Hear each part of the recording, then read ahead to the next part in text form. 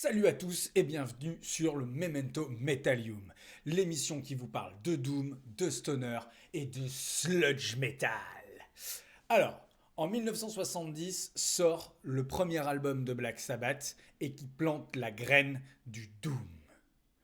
Aujourd'hui, on fait un tour 10 ans plus tard aux États-Unis à la rencontre des 4 cavaliers de l'Apocalypse qui façonnent dans les années 80 l'image du Doom traditionnel. C'est parti!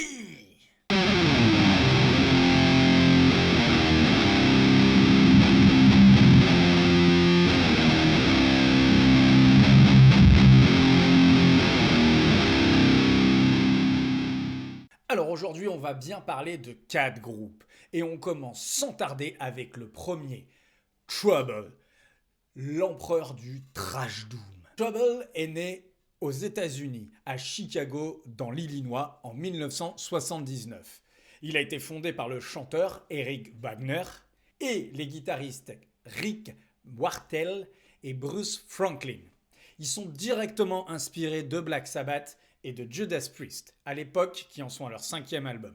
En chronologie Sabbath, en 79, on en est à Never Say Die, 8e album du groupe Black Sabbath, et Ozzy ne tardera pas à quitter la formation juste après cet album.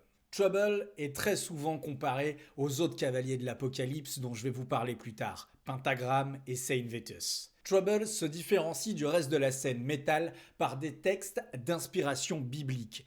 Vous n'avez qu'à juste écouter le titre Psalm 9, Psaume 9, issu des Testaments. Alors, ils enregistrent chez Metal Blade Records leur 2e album, Psalm 9 en 1984, nommé à l'époque Trouble, album éponyme donc pour le groupe. Puis en 85, ils enregistrent The Skull, cité dans la création, la mise en scène du Doom comme on le connaît aujourd'hui, traditionnel. Alors, Trouble a essuyé beaucoup de revers, notamment dû à la difficulté du chanteur face aux drogues, ce qui a entraîné énormément de problèmes et de tensions au sein du groupe. Un changement de batteur, un changement de bassiste ensuite, pour un groupe qui naissait et qui essayait de créer quelque chose, c'était compliqué. Les albums suivants, après 85, ont très vite été qualifiés de décevants. Et Trouble décide de faire une pause en 1990. Et reviennent donc ensuite avec des albums un peu plus psychés, voire même stoner pour certains. Le groupe a souvent été classé comme thrash doom. Alors non, c'est pas parce qu'on joue très vite, un peu plus vite que la moyenne, que du coup on est forcément du thrash. Mais c'est vrai que c'était un petit peu leur patte et leur manière de jouer. Je vous laisserai vous faire votre idée. Et pour moi, ce titre énorme, Victim of the Insane, est clairement la clé de voûte de Trouble. On est vraiment proche de la lourdeur parfaite et les accords qui montent vers les cieux, comme si l'univers s'effondrait autour de nous.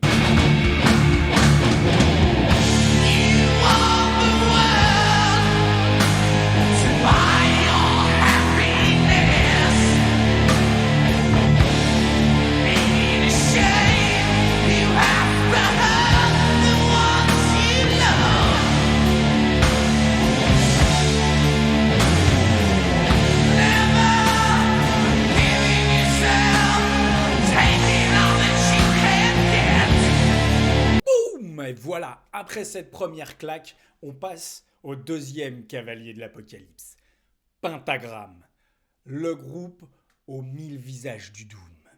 Oui, Pentagram est créé en 1971. Ils sont américains aussi, ils viennent de Washington, et je ne peux pas vous citer finalement le guitariste, le bassiste, le batteur, parce qu'ils ont énormément tourné. En fait, le seul membre resté vraiment constant dans le groupe, c'est Bobby Liebling, le chanteur. Alors, en 1970, Pentagram tourne énormément en concert. Il change régulièrement de nom, ce qui fait que vous pourrez trouver très souvent différents enregistrements, différents records finalement du même titre, mais avec des noms de groupes différents. Au final, ils enregistrent en 1985 un album nommé sobrement Pentagram. Et ils l'enregistrent sous le nom de Pentagram. Voilà. C'est un pilier du Doom qui est pressé à cette époque-là. Ils sont eux aussi clairement inspirés de Black Sabbath, mais plutôt de s'inspirer des groupes un peu plus speed, un peu plus rapide, un peu plus trash comme l'a fait Trouble. Ici, ils sont inspirés clairement par Uriah Heep. Le but de cette vidéo est de passer sur ces groupes légendaires qui façonnent le doom traditionnel comme on le connaît aujourd'hui. Mais je dois vous dire que Pentagram, c'est une sacrée aventure. Entre 70 et 80, ils ont 4 noms de groupes différents.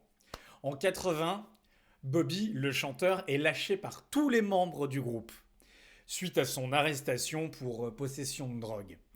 Il reforme le groupe sous le nom cette fois de Death Row, et à nouveau rechange de nom pour reprendre le nom de Pentagram. Ouais. Il se resépare encore et reforme en 96 un nouveau groupe. Je m'arrête là parce que là, ça devient tellement compliqué. Bon, Pentagram, c'est sans doute le groupe parmi les 4 cavaliers le plus varié en termes de style. Du doom trad au heavy bien énervé, ils ont réussi à avoir vraiment un panel, un exotisme de sons et de styles et de variété dans leurs titres. De mon côté, je m'arrête réellement sur l'album Relentless. Relentless est sorti en 1993. C'est un pur chef-d'œuvre de doom, une pure quintessence. Je ne vous ferai pas entendre aujourd'hui Sign of the Wolf, qui est le titre emblématique de Pentagram, qui est une référence pure, un titre composé clairement dans la veine de Paranoid de Black Sabbath, rapide, précis, concis, mais je vais plutôt vous faire écouter le sinistre All My Sin. Guitare boueuse, péché de l'être humain, n'a jamais fait aussi bon ménage.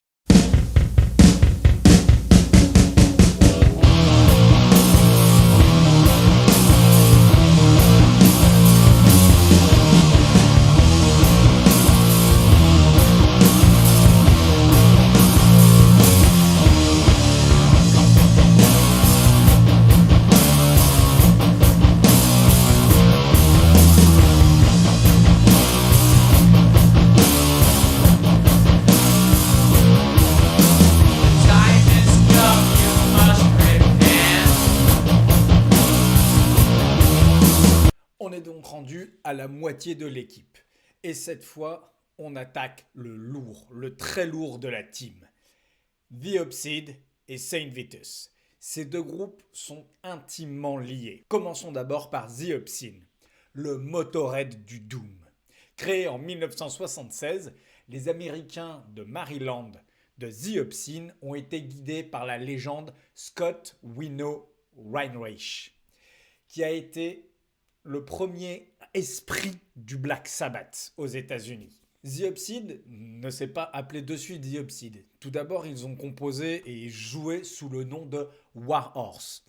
Puis, ont changé de nom pour The Obsede en 1980.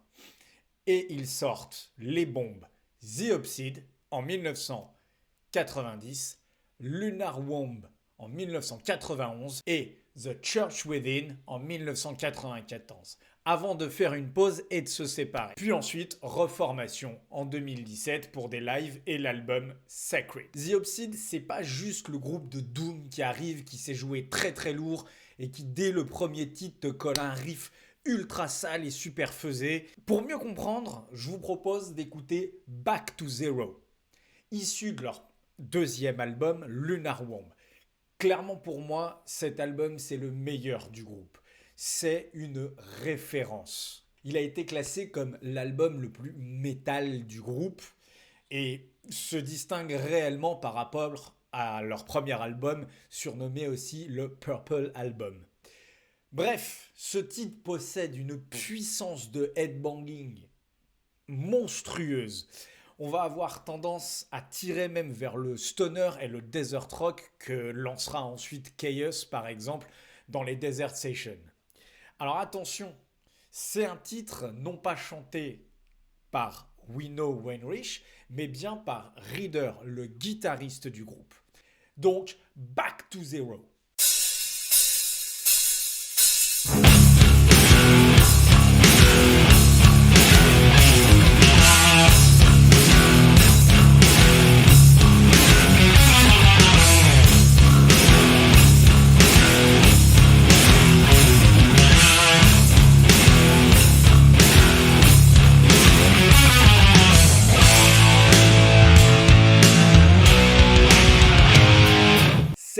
Vetus. Ouais, on y arrive. Ça y est, le 4e cavalier est là. Saint Vetus, c'est la lourdeur du sludge. C'est Los Angeles, Californie, 1978. Composé de Dave Chandler à la guitare, Mark Adam à la basse, Armando Acosta à la batterie et Scott Ridger au chant. 9 albums studio en date, Saint Vetus est considéré comme l'un des piliers de la scène doom et sludge metal. Ouais, rien que ça. Dans le milieu des années 80, Scott Wino Heinrich, du coup leader de The Obsede, remplace Scott Reeder. Ah, 2 Scott en plus, les gars. Ah là là là là là là, on va s'y perdre. Donc, Wino remplace Reeder pendant la pause que The Obsede opérait. Wino intègre donc Saint Vetus. Et là, il te pose l'enregistrement simple ultime de Born Too Late. Album exceptionnel de Saint Vetus. Puis ensuite enchaîne avec Mournful Cries et Five.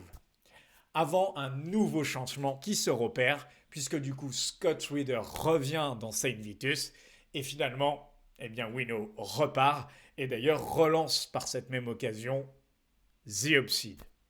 Saint Vetus, c'est lourd, c'est gras, c'est limite sludge, c'est extrêmement dense. Il pose les bases boueuses de ce que sera plus tard le sludge. Il est difficile pour moi de choisir parmi les albums Saint Vetus, leur premier album, ou encore Born Too Late. Le premier avec Ridger et le second avec Wino. Je vais donc vous passer un classique, White Magic, Black Magic.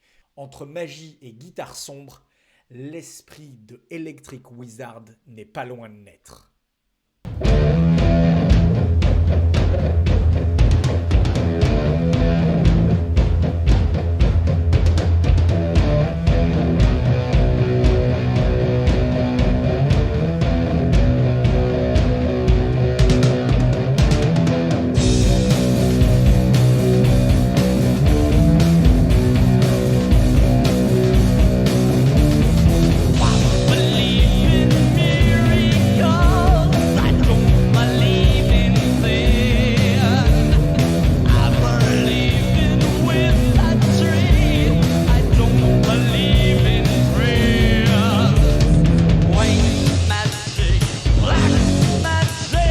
Alors l'esprit Doom s'est finalement beaucoup développé outre-Atlantique.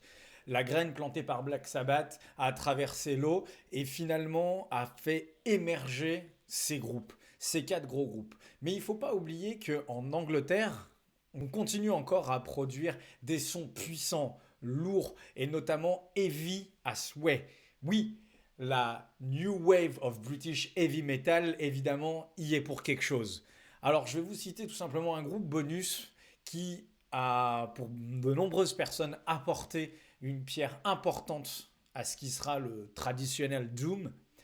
Je vais vous parler de Witchfinder General. Witchfinder General, c'est un groupe anglais de Struthbridge.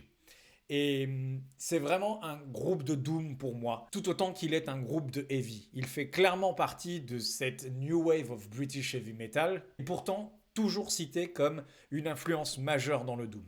Il a été fortement influencé par Black Sabbath et il était aussi surtout connu parce qu'il mettait des femmes topless classées comme des witches, du coup, les sorcières, sur leur pochette. Le nom du groupe provient d'un film d'horreur sorti à l'époque en 1968, Witchfinder General. Le groupe nous a gâtés finalement de 3 albums assez monumentaux, notamment le tout premier Death Penalty sorti en 1982 qui restera gravé dans les annales du Doom. Voilà, on a fait donc un petit tour côté Atlantique pour voir comment la graine de Black Sabbath avait évolué. Je vous laisse donc avec ces paroles. A lone soul at night sits and bay at the moon. Through sometimes he is a man, it's a pentagram. Shotgun blast as he run with the wind. But he just can't win, it's the pentagram.